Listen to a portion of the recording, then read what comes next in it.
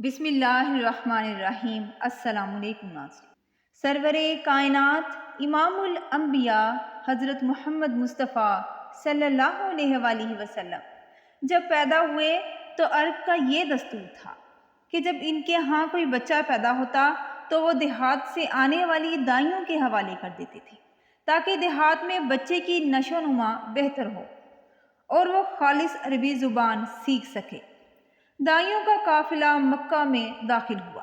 انہوں نے اس گھروں کی تلاش شروع کی جہاں بچے پیدا ہوئے تھے۔ کچھ دائیاں جناب حضرت عبد المطلب کے گھر بھی آئیں، لیکن جب انہیں پتہ چلا کہ یہ بچہ یتیم پیدا ہوا ہے تو وہ اس خیال سے چھوڑ کر آگے بڑھ گئی کہ اس یتیم بچے کے گھرانے سے بھلا ہمیں کیا ملے گا۔ اسی طرح دائیاں آتی رہیں اور جاتی رہیں۔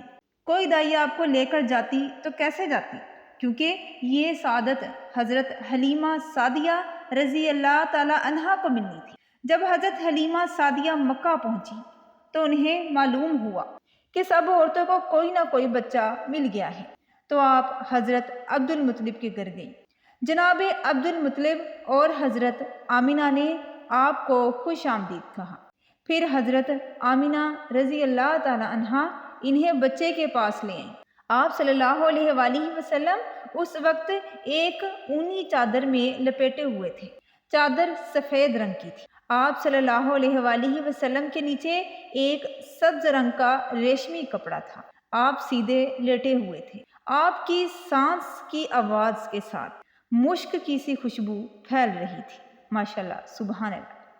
حضرت حلیمہ سعدیہ رضی اللہ تعالی عنہا فرماتی ہیں کہ آپ کے حسن و جمال کو دیکھ کر وہ حیران رہ گئے۔ آپ صلی اللہ علیہ وآلہ وسلم سوئے ہوئے تھے اور انہوں نے آپ کو جگانا مناسب نہ سمجھا۔ جو ہی انہوں نے پیار سے اپنا ہاتھ آپ صلی اللہ علیہ وآلہ وسلم کے سینہ مبارک پہ رکھا تو آپ مسکرا دیے، سبحان اللہ، اور آنکھیں کھول کر ان کی طرف دیکھا۔ حضرت حلیمہ سعدیہ رضی اللہ تعالیٰ عنہ فرماتی ہے کہ میں نے دیکھا کہ آپ صلی اللہ علیہ وآلہ وسلم کی آنکھوں سے نور نکلا جو آسمان تک پہنچ گیا۔ میں نے آپ صلی اللہ علیہ وآلہ وسلم کو گود میں اٹھا کر پیار کیا اور حضرت عبد المطلب اور حضرت آمنہ رضی اللہ تعالیٰ عنہ سے اجازت چاہی اور قافلے میں آئی۔ پھر قافلہ روانہ ہوا۔ آپ فرماتی ہیں کہ میں اپنے خچر پر سوار ہوں۔ آپ صلی اللہ علیہ وآلہ وسلم کو ساتھ لے لیا اور اب جو ہمارا خچر چلا تو اس قدر تیز چلا کہ تمام سواریوں کو پیچھے چھوڑ دیا۔ وہ مریل خچر تمام سواریوں کے پیچھے ہوتا تھا۔ تمام عورتیں مجھ سے پوچھ رہی ہیں کہ یہ وہی خچر ہے جس پر تم آئی تھی؟ تو آپ نے عورتوں سے فرمایا کہ بے شک یہ وہی خچر ہے، اللہ کی قسم اس کا معاملہ عجیب ہے۔ پھر یہ لوگ بنو سعد کی بستی پہنچے۔ ان دنوں یہ علاقہ خشک اور قحط زدہ تھا۔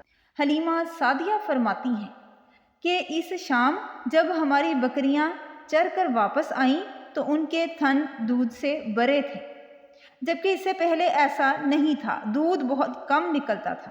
ہم نے اس دن اپنی بکریوں کا دودھ دوہا تو ہمارے گھر کے سبھی برتن بھر گئے۔ ہم نے جان لیا کہ یہ ساری برکت اس بچے کی وجہ سے ہے۔ آس پاس کی عورتوں میں بھی یہ بات پھیل گئی تھی۔ ان کی بکریاں بدستور بہت کم دودھ دے رہی تھی، غرض ہمارے گھر میں ہر طرف ہر چیز میں برکت نظر آنے لگی۔ دوسرے لوگ تعجب میں رہے۔ اسی طرح 2 ماہ گزر گئے۔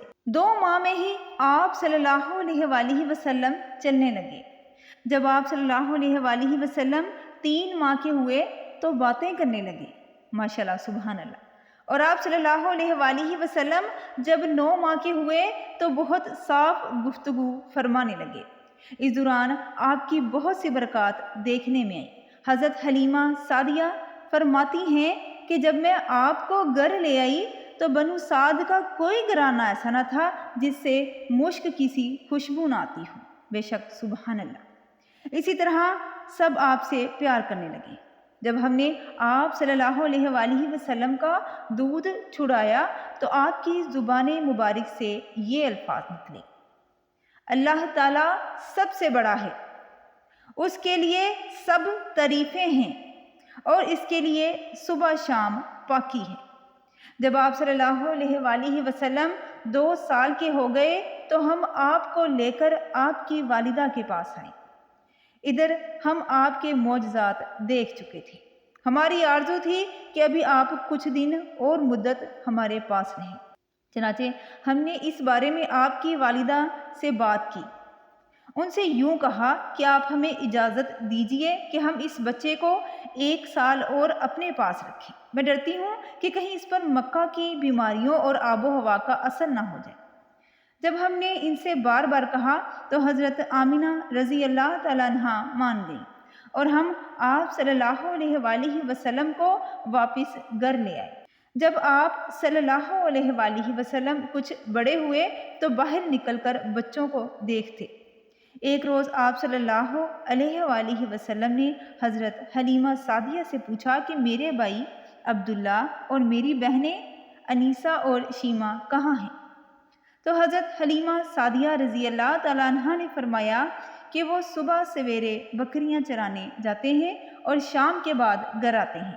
یہ سن کر آپ صلی اللہ علیہ وآلہ وسلم نے فرمایا کہ تم مجھے بھی ان کے ساتھ بھیج دیا کریں۔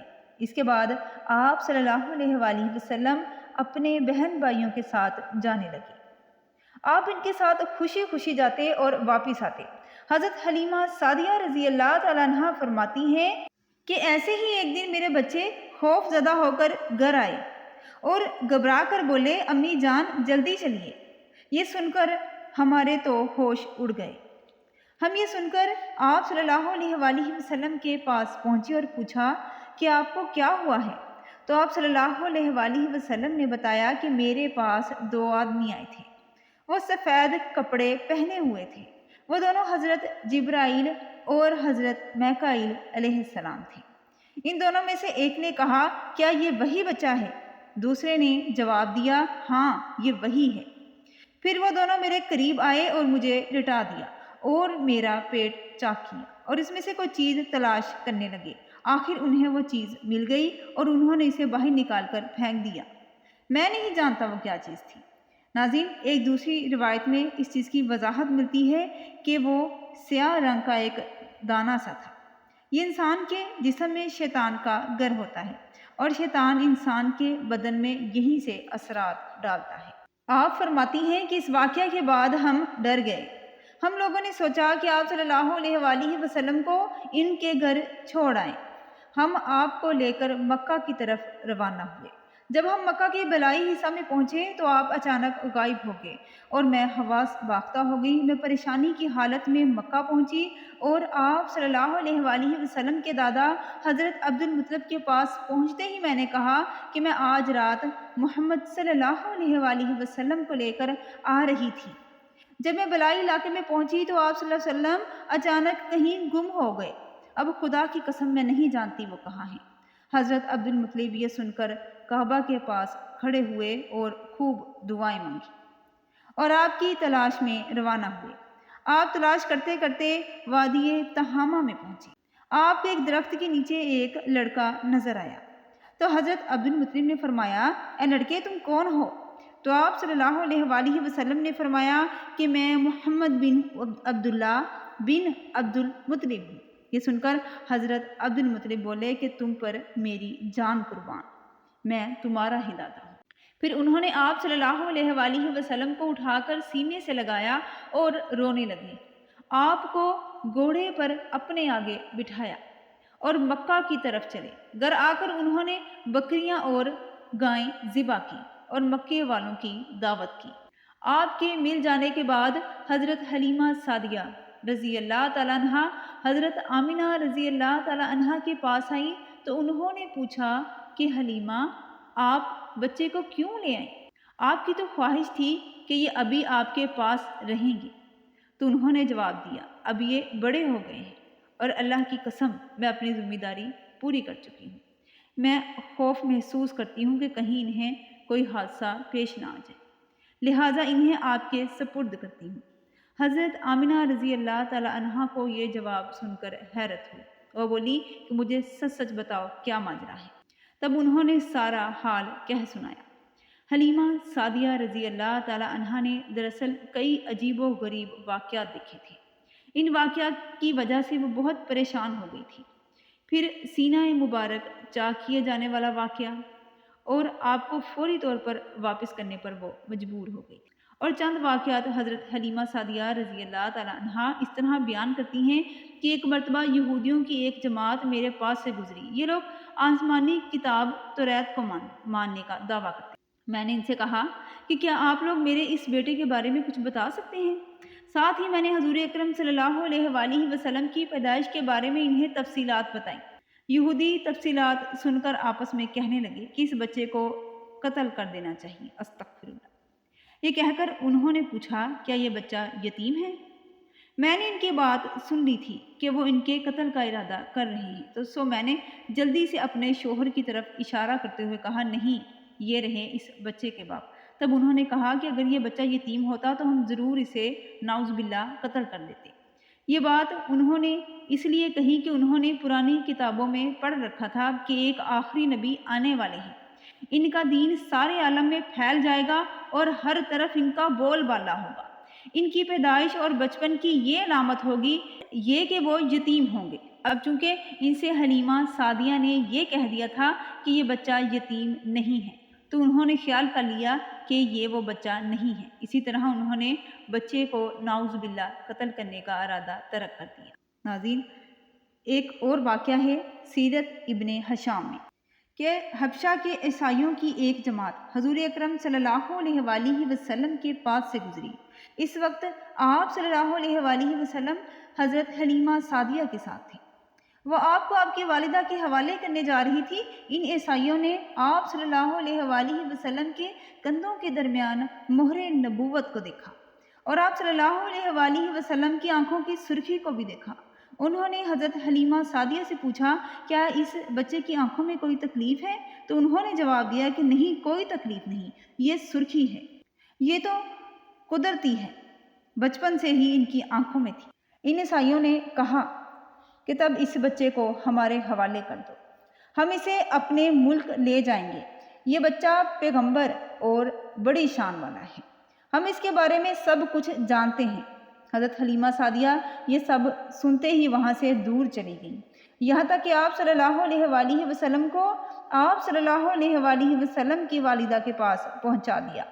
جب حضرت حلیمہ سعدیہ نے آپ صلی اللہ علیہ وآلہ وسلم کو حضرت آمنہ رضی اللہ تعالیٰ عنہ کے حوالے کیا تو اس وقت آپ کی عمر 4 سال تھی۔ ایک روایت کے مطابق آپ کی عمر 5 سال تھی۔ حضرت آمنہ رضی اللہ تعالیٰ عنہ حضرت عبد المطلب کی اجازت سے آپ صلی اللہ علیہ وآلہ وسلم کو لے کر اپنے مکہ مدینہ منورہ روانہ ہوئی۔ آپ صلی اللہ علیہ وآلہ وسلم کے ساتھ ایمن بھی تھی۔ ایمن کہتی ہیں کہ ایک دن مدینہ کے 2 یہودی میرے پاس آئے اور بولے ذرا محمد صلی اللہ علیہ وآلہ وسلم کو ہمارے سامنے لاؤ، ہم انہیں دیکھنا چاہتے ہیں۔ وہ آپ صلی اللہ علیہ وآلہ وسلم کو ان کے سامنے لے آئی۔ انہوں نے آپ صلی اللہ علیہ وآلہ وسلم کو اچھی طرح دیکھا۔ ایک نے اپنے ساتھی سے کہا کہ یہ اس امت کا نبی ہے اور یہ شہر ان کی ہجرت گاہ ہے، یہاں زبردست جنگ ہوگی، قیدی پکڑے جائیں گے۔ تو آپ صلی اللہ علیہ وآلہ وسلم کی والدہ کو یہودیوں کی اس بات کا پتہ چلا تو آپ ڈر گئی اور آپ صلی اللہ علیہ وآلہ وسلم کو لے کر مکہ کی طرف روانہ ہوئی، مگر راستے میں ہی ابوا کے مقام پر وفات پا گئی۔ انا للہ و انا الیہ راجعون۔ ناظرین، اگر آج کی ویڈیو آپ کو معلوماتی لگی ہو تو ہماری چینل گائیڈ آف اسلام کو لائک کریں اور سبسکرائب کریں اور ہمیں اپنی دعاؤں میں یاد رکھیں۔ اللہ تبارک تعالیٰ آپ کا اور ہم سب کا حامی و ناصر ہو۔ جزاک اللہ۔